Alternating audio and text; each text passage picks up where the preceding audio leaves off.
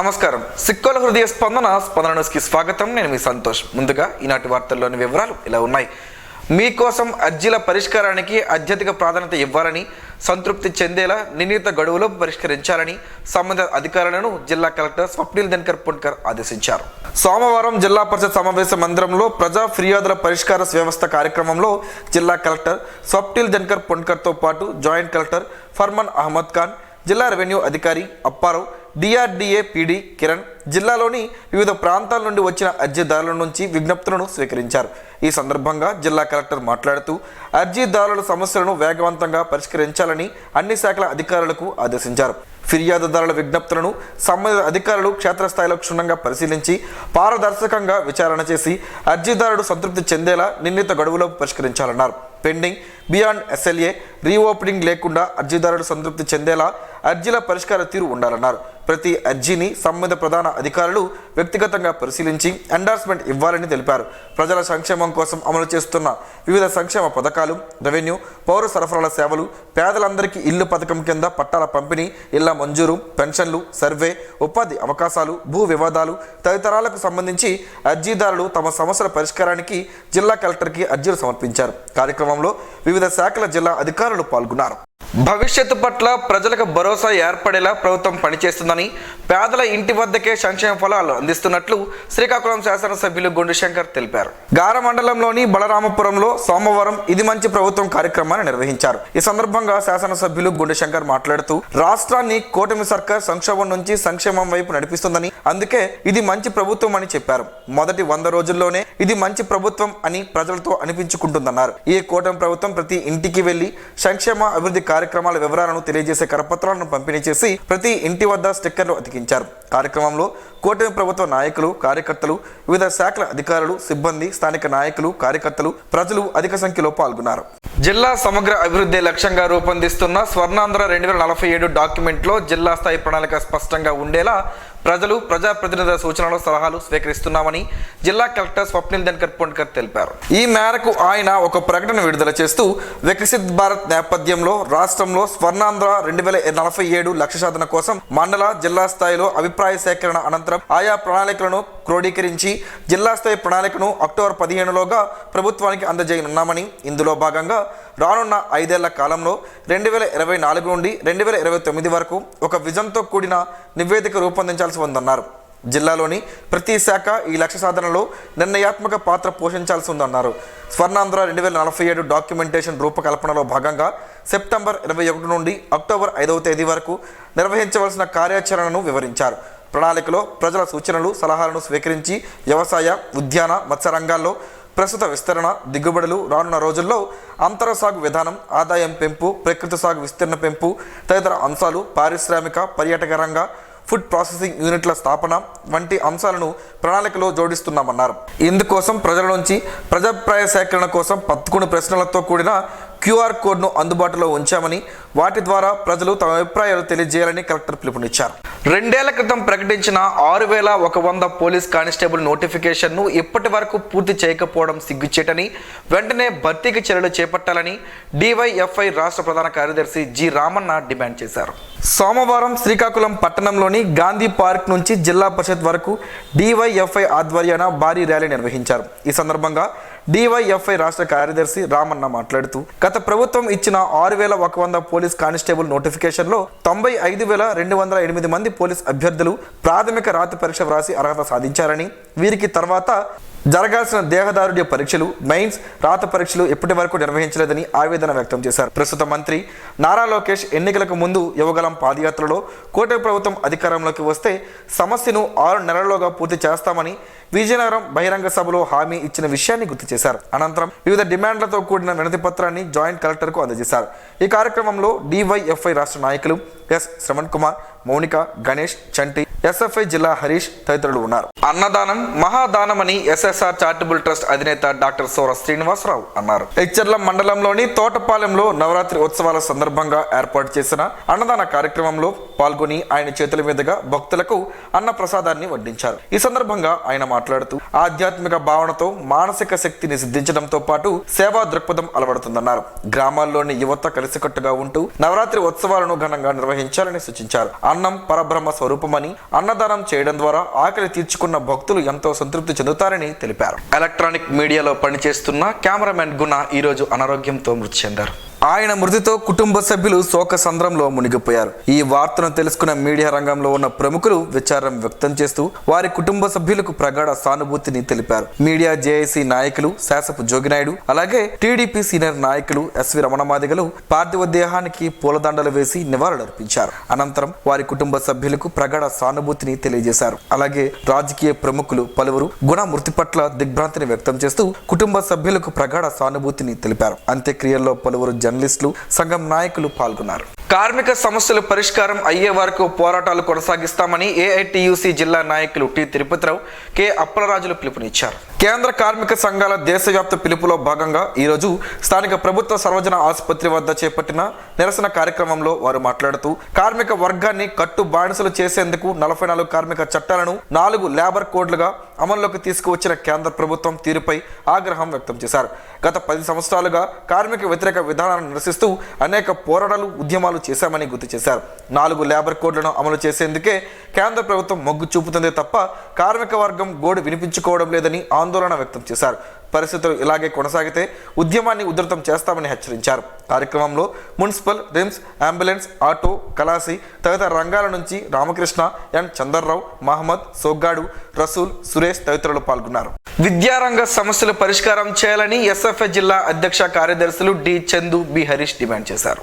SFI ఆధ్వర్యంలో శ్రీకాకుళం నగరంలోని స్థానిక జిల్లా పరిషత్ కార్యాలయంలో కలెక్టర్తో సామూహిక రాయబారం నిర్వహించారు. ఈ సందర్భంగా ఎస్ఎఫ్ఐ జిల్లా అధ్యక్ష కార్యదర్శులు డి చందు, బి హరీష్ మాట్లాడుతూ నూతన విద్యా విధానం పేరిట విద్యా వ్యవస్థను ప్రభుత్వం చిన్నాభిన్నం చేసిందని, అందులో భాగంగానే డిగ్రీ విద్యా వ్యవస్థలో అనేకమైనటువంటి మార్పులు చేసిందని, ఈ మార్పులు ఏమాత్రం కూడా విద్యా వ్యవస్థను మెరుగుపరిచేందుకు లేవని అన్నారు. అలాగే డిగ్రీ విధానంలో మేజర్, మైనర్ విధానాన్ని రద్దు చేయాలని డిమాండ్ చేశారు. అలాగే గత ప్రభుత్వం పెండింగ్లో ఉంచిన విద్యా దీవెన, అలాగే ఇతర బకాయిలు 3,480 కోట్లను తక్షణమే విద్యార్థుల ఖాతాల్లోకి విడుదల చేయాలని డిమాండ్ చేశారు. కార్యక్రమంలో ఎస్ఎఫ్ఐ జిల్లా సహాయ కార్యదర్శి ఎం సంతోష్, గర్ల్స్ కన్వీనర్ పవిత్ర, జిల్లా ఉపాధ్యక్షులు సిహెచ్ రాజు, ఈ దుర్గాప్రసాద్, నాయకులు కుసుమ, దియా తదితరులు పాల్గొన్నారు. పరిసరాలను పరిశుభ్రంగా ఉంచడంలో పారిశుద్ధ్య కార్మికుల పాత్ర కీలకమని, పారిశుద్ధ్య కార్మికులు సేవలు వెలకట్టలేమని జిల్లా కలెక్టర్ స్వప్నిల్ దినకర్ పొన్కర్ అన్నారు. సోమవారం శ్రీకాకుళం జిల్లా కేంద్రంలోని రిమ్స్ ఆసుపత్రిలో అన్ని విభాగాల వైద్యులు వివిధ వైద్య పరీక్షలకు సంబంధించిన స్టాల్స్ ఏర్పాటు చేసి పారిశుద్ధ్య కార్మికులకు వైద్య సేవలు అందించారు. ఈ కార్యక్రమాన్ని జిల్లా కలెక్టర్ స్వప్నిల్ దినకర్ పొన్కర్, శ్రీకాకుళం నియోజకవర్గ శాసనసభ్యులు గొండు శంకర్, బీజేపీ జిల్లా అధ్యక్షుడు బిర్లంగి ఉమామేశ్వరరావులతో కలిసి ప్రారంభించారు. ఈ సందర్భంగా ఆసుపత్రిలో అన్ని విభాగాలను సందర్శించారు. కలెక్టర్ స్వప్నిల్ దినకర్ పొన్కర్, శాసనసభ్యులు శంకర్లు బీపీ చెక్ చేయించుకున్నారు. కార్యక్రమంలో కలెక్టర్ స్వప్నిల్ దినకర్ పొన్కర్ మాట్లాడుతూ పరిసరాలను పరిశుభ్రంగా ఉంచాలనే ఉద్దేశంతో సెప్టెంబర్ 17 నుండి అక్టోబర్ 1వ తేదీ వరకు పక్షం రోజుల పాటు కేంద్ర ప్రభుత్వం ఆధ్వర్యంలో స్వచ్ఛతా హీ సేవ కార్యక్రమాలు దేశవ్యాప్తంగా నిర్వహించడం జరుగుతుందన్నారు. శాసనసభ్యులు గొండు శంకర్ మాట్లాడుతూ పారిశుద్ధ్య కార్మికులు చేస్తున్న కృషి ప్రశంసనీయమని, వారికి రుణపడి ఉంటామని అన్నారు. ఈ కార్యక్రమంలో డిసిహెచ్ఎస్ డాక్టర్ కళ్యాణ్ బాబు, జిల్లా వైద్య అధికారి బుడ్డేపల్లి మీనాక్షి, రిమ్స్ ఆసుపత్రి superintendent commissioner Prasad, municipal health అధికారి సుధీర్, సేవా పక్వాడ కార్యక్రమం జిల్లా ప్రముఖులు, ఓబీసీ మోర్చా జిల్లా అధ్యక్షుడు గొలివి కరుణాకర్ తదితరులు పాల్గొన్నారు. శ్రీకాకుళం పార్లమెంటరీ పరిశీలకులుగా వైఎస్ఆర్సీపీ పార్టీ తరపున మాజీ స్పీకర్, సీనియర్ నాయకులు తమ్మినేని సీతారాంను పార్టీ అధిష్టానం ప్రకటించింది. ఈ మేరకు సోమవారం ఆమదాల వలసలో తమ్మినేని నివాసంలో మాజీ స్పీకర్ సీతారాంను కృష్ణదాస్ స్వయంగా కలిసి అభినందనలు తెలిపారు. రానున్న 4.5 ఏళ్లలో పార్టీ బలోపేతమే లక్ష్యంగా సమిష్టిగా ఐక్యతతో పనిచేద్దామని కృష్ణదాస్ సూచించారు. కూటమి ప్రభుత్వం తీసుకుంటున్న ప్రజా వ్యతిరేక నిర్ణయాలను ప్రజల్లో ఎండగడుతూ పార్టీ ప్రజాపక్షంగా ఉండేలా పోరాటాలు కొనసాగిద్దామని తమ్మినేని సీతారాం అన్నారు. శ్రీకాకుళం పార్లమెంటరీ పార్టీ తరపున తమ్మినేని సేవలు చరిత్ర సృష్టించడం ఖాయమన్నారు. ఈ కార్యక్రమంలో సెంట్రల్ బ్యాంక్ మాజీ అధ్యక్షులు కరిమి రాజేశ్వరరావు, నరసన్నపేట ఎంపీపీ ఆరంగి మురళి, నరసన్నపేట మండల పార్టీ అధ్యక్షులు లుకలాపు రవి, పొందరకుల అధ్యక్షులు ఆర్ అప్పన్న తదితరులు పాల్గొన్నారు. గిన్నీస్ బుక్ ఆఫ్ వరల్డ్ రికార్డ్స్లో చోటు సంపాదించుకోవడంపై చిరంజీవి ఆనందం వ్యక్తం చేశారు. ఇలాంటి గౌరవాన్ని తాను అస్సలు ఊహించలేదని తెలిపారు. సెప్టెంబర్ 22, 2024న గిన్నీస్ వరల్డ్ రికార్డులో చిరంజీవి పేరు చేరింది. Most prolific film star in the Indian film industry అని యాక్టర్, డాన్సర్ కేటగిరీలో ఆయన స్థానం సంపాదించారు. 156 చిత్రాలు, 537 పాటలు, 24,000 స్టెప్పులతో అలరించినందుకు ఆయనకు ఈ రికార్డు దక్కింది. మెగాస్టార్ చిరంజీవికి గిన్నిస్ వరల్డ్ రికార్డ్ ప్రకటించే కార్యక్రమం ఆదివారం హైదరాబాద్ లో ఆత్మీయుల సమక్షంలో వైభవంగా జరిగింది. నన్ను అమితంగా ప్రేమించి నా డాన్సులను ఇష్టపడిన ప్రతి ఒక్కరికి ఇది అంకితం అని చిరంజీవి అన్నారు. ఈ ఘనత సాధించినందుకు నాకు శుభాకాంక్షలు తెలిసిన వారందరికీ ధన్యవాదాలు తెలియజేశారు. ఈ నెల 29వ తేదీన నగరంలోని స్థానిక ఆర్ట్స్ కళాశాలలో నేషనల్ యోగాసన స్పోర్ట్స్ ఫెడరేషన్ ఆధ్వర్యంలో యోగా పోటీలు జరగనున్నాయని శ్రీకాకుళం జిల్లా అధ్యక్షులు గుండు శంకర్ తెలిపారు. ఈ సందర్భంగా ఆయన కార్యాలయంలో నిర్వహించిన సమావేశంలో ఆయన మాట్లాడుతూ మనిషి సంపూర్ణ ఆరోగ్యానికి యోగా అత్యవసరమన్నారు. ప్రపంచం మొత్తం భారతదేశం వైపు చూస్తుందని తెలిపారు. ఈ సమావేశంలో జనరల్ సెక్రటరీ కేదార్నాథ్, జాయింట్ సెక్రటరీలు గొండ్యాల అర్చన, గురుగుబెల్లి జీవిత తదితరులు పాల్గొన్నారు. శ్రామిక మహిళల పని ప్రదేశాలలో రాష్ట్ర ప్రభుత్వం ఫిర్యాదుల కమిటీలు ఏర్పాటు చేయాలని శ్రామిక మహిళా జిల్లా కో కన్వీనర్ ఏ మహాలక్ష్మి, సిఐటియు జిల్లా ప్రధాన కార్యదర్శి పి తేజేశ్వరరావు కోరారు. సోమవారం జిల్లా పరిషత్ గ్రీవెన్స్ సెల్లో శ్రామిక మహిళలు పనిచేసే చోట ఫిర్యాదుల కమిటీలు వెంటనే ఏర్పాటు చేయడానికి చర్యలు తీసుకోవాలని కోరుతూ జాయింట్ కలెక్టర్ ఫర్మాన్ అహ్మద్ ఖాన్ కు వినతి పత్రం అందజేశారు. ఈ సందర్భంగా వారు మాట్లాడుతూ సంఘటిత అసంఘటిత రంగాలలో పనిచేస్తున్న మహిళల సంఖ్య గణనీయంగా ఉందని, పని ప్రదేశాలలో మహిళలు లైంగిక వేధింపుల బారిన పడి తీవ్ర మానసిక క్షోభకు గురవుతున్నారని వివరించారు. ప్రభుత్వ, ప్రైవేట్ శాఖలలో, సంస్థలలో టాయిలెట్స్, మంచినీరు, విశ్రాంతి గదులు, క్రెచ్, భద్రతా సౌకర్యాలు లేక శ్రామిక మహిళలు అనేక ఇబ్బందులు ఎదుర్కొంటున్నారని ఆవేదన వ్యక్తం చేశారు. నేర విభాగం లెక్కల ప్రకారం విద్యార్థులు, మహిళలపై ప్రతి ఏటా దాడులు పెరుగుతున్నాయని తెలిపారు. నగరంలోని 24వ డివిజన్ మహాలక్ష్మి నగర్ కాలనీ సచివాలయంలో సోమవారం పోషణ మహోత్సవం కార్యక్రమం జరిగింది. ఈ కార్యక్రమంలో ముఖ్య అతిథిగా మున్సిపల్ కమిషనర్ పాల్గొని మాట్లాడారు. గర్భిణీలు మంచి పోషకాలు ఉన్న ఆహారం తీసుకుంటే పుట్టబోయే బిడ్డ ఆరోగ్యంగా జన్మిస్తారని తెలిపారు. బిడ్డ ఆరోగ్యంగా పుడితే కుటుంబానికి ఆనందమని చెప్పారు. సిడిపిఓ మాట్లాడుతూ మన రాష్ట్ర ప్రభుత్వం అందిస్తున్న సేవలను బాలింతలు, గర్భిణీలు సద్వినియోగం చేసుకోవాలని సూచించారు. కార్యక్రమంలో మున్సిపల్ ఆరోగ్య అధికారి, పట్టణ పార్టీ అధ్యక్షుడు మాదార్పు వెంకటేష్, 24వ division incharge Sripuram Bhaskarrao, division నాయకులు శ్రీపురం హరి, అశ్రమ్మ, సూర్యప్రసాద్ దొర, మహిళా రక్షణ ఉద్యోగి ప్రమీల, అంగన్వాడీ టీచర్లు శ్యామల, రవణమ్మ, రేణుక, ఆశా వర్కర్ ఆదిలక్ష్మి తదితరులు పాల్గొన్నారు. నెహ్రూ యువ కేంద్ర సౌజన్యంతో Jhansi agricultural and integrated welfare society ఆధ్వర్యంలో సోమవారం స్వచ్ఛతా హీ సేవ కార్యక్రమంలో భాగంగా శ్రీకాకుళంలో ర్యాలీ నిర్వహించారు. ఈ కార్యక్రమంలో భాగంగా ప్రతిజ్ఞ చేయించారు. అనంతరం Jhansi agricultural and integrated welfare society అధ్యక్షులు రౌతి సుమతి మోహన్ రావు మాట్లాడుతూ పరిశుద్ధమైన, ఆరోగ్యవంతమైన భారత్ ను ఆవిష్కరించాలన్న మహాత్ముని కలను నిజం చేసి చూపించాలని, ప్రతి ఒక్కరూ చెత్తను వీధుల్లో వేయకూడదని, పారిశుద్ధ కార్మికులకు అందజేయాలని సూచించారు. కార్యక్రమంలో సత్యనారాయణ, నెహ్రూ యువ కేంద్ర, ఎన్వైవి వాలంటీర్లు, ఆమ్దరవలస బ్లాక్, తొలగాపు ఝాన్సీ, గార బ్లాక్ ఏ దిలీప్ కుమార్ యువకులు పాల్గొన్నారు. శ్రీకాకుళం జిల్లా నైపుణ్య అభివృద్ధి సంస్థ జిల్లా అధికారిగా ఉరిటి సాయి కుమార్ ని నియమిస్తూ ప్రభుత్వం ఆదేశాలు జారీ చేసింది. ప్రస్తుతం ఈయన పార్వతీపురం మన్యం జిల్లా నైపుణ్య అభివృద్ధి సంస్థ అధికారిగా పనిచేస్తూ బదిలీపై ఈ జిల్లాకు వచ్చారు. సోమవారం జిల్లా కలెక్టర్ కి మర్యాదపూర్వకంగా కలిసిన అనంతరం బాధ్యతలు స్వీకరించారు. ఇప్పటి వరకు ఉన్న పిబి సాయి శ్రీనివాస్ ని విజయవాడ హెడ్ ఆఫీస్ కు బదిలీ చేశారు. నగరంలోని 24వ డివిజన్ మహాలక్ష్మి నగర్ కాలనీలో ఈ రోజు ఇది మంచి ప్రభుత్వం కార్యక్రమం జరిగింది. ఈ కార్యక్రమంలో division incharge Sripuram Bhaskar Rao, division నాయకులు, సచివాలయం ఉద్యోగులతో కలిసి ప్రతి ఇంటికి వెళ్లి 100 రోజుల్లో కూటమి సర్కార్ చేసిన కార్యక్రమాలను వివరిస్తూ కరపత్రాలను అందజేశారు. అలాగే ఇది మంచి ప్రభుత్వం అనే స్టిక్కర్ ను అతికించారు.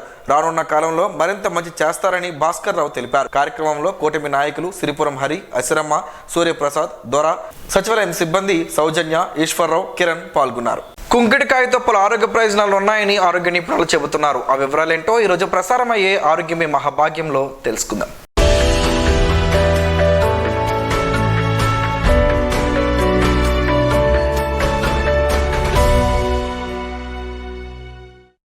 తలకు స్నానం చేయాలంటే కుంకుడుకాయలు లేదా షీకాయను గత 40 ఏళ్ల కిందట ప్రతి ఒక్కరూ వాడేవారు. కుంకుడుకాయలను అప్పట్లో వీధుల్లోకి వచ్చి రైతులు గాని వ్యాపారులు విక్రయించేవారు. వారి నుంచి కొనుగోలు చేసి కుంకుడుకాయల్లో పిక్కలను వేరు చేసి వాటిని ఒక దగ్గర చేసుకునేవారు. వాటిని స్నానం చేసుకునే ముందు నీటిలో వేసి బాగా కలిపి తలకు 2 సార్లు కుంకుడు పూలను పట్టిస్తే జుట్టుకు ఉన్న ఎంత జిడ్డు అయినా ఇట్టే పోయేది. ఇప్పుడున్న పెద్దలకు ఈ అనుభవాలను తెలిసినవే. అయితే ఈ కుంకుడు పుల్ల కంటిలో పడితే మాత్రం మంట కొట్టడం ఖాయం. అయితే అప్పట్లో పెద్దవారు కంటికి మంచిదని చెప్పేవారు. ఇప్పుడైతే షాంపూలు అందుబాటులో ఉన్నాయి, కానీ 40 ఏళ్ల కిందట పెద్దగా షాంపూలు అందుబాటులో లేవనే చెప్పాలి. పెద్ద పెద్ద నగరాల్లో అందుబాటులో ఉండడం గగనమే. మారుతున్న పరిస్థితుల దృష్ట్యా వ్యాపారాలు వారి వ్యాపారాన్ని పెంచుకునే దిశగా చిన్న చిన్న ప్యాకెట్లు, బాటిళ్లలో షాంపూలను విక్రయిస్తున్నారు. తలకు ఇలా రాయగానే బోలెడంత పొంగు వస్తుంది. అయితే కుంకుడుకాయలతో తలస్నానం చేసుకుంటే జుట్టు ఆరోగ్యం బాగుంటుందని మన పెద్దలు చెప్పేవారు. వారంతా ఆచరించేవారు. ఎప్పటికైనా పర్యావరణాన్ని పాడు చేస్తున్న ఈ షాంపూలు వాటి కవర్లతో ఇబ్బందులు పాలు చేసే కన్నా చక్కగా కుంకుడుకాయలను కొనుగోలు చేసుకొని వాటిని వారానికి ఒకసారి శ్రమ అనుకోకుండా తలకు స్నానం చేసుకుంటే ఆరోగ్యంతో పాటు నేలతల్లి ఆరోగ్యానికి కూడా సహకరించిన వారం అవుతాం.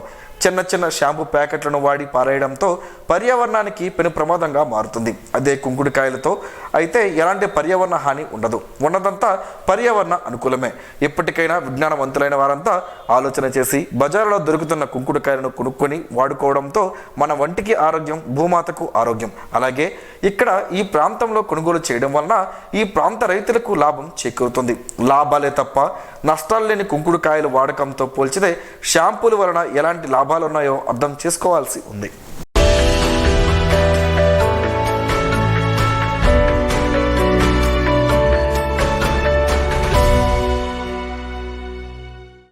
ఈరోజు వార్తల్లో ఒక మంచి మాటను విందాం, ఆచరిద్దాం. సమాజ శ్రేయస్సును కాంక్షించే మహనీయుల మాటల్లోంచి ఈరోజు జీవనం గమనం గమ్యం. ఋషి చింతన. అంతరాత్మ హెచ్చరించినప్పుడు వినకుంటే శిక్ష పడినప్పుడు పరమాత్మ మౌనం వహిస్తుంది. చట్టబద్ధం కాని సంతోషానికి ప్రతిఫలం చట్టబద్ధమైన బాధ.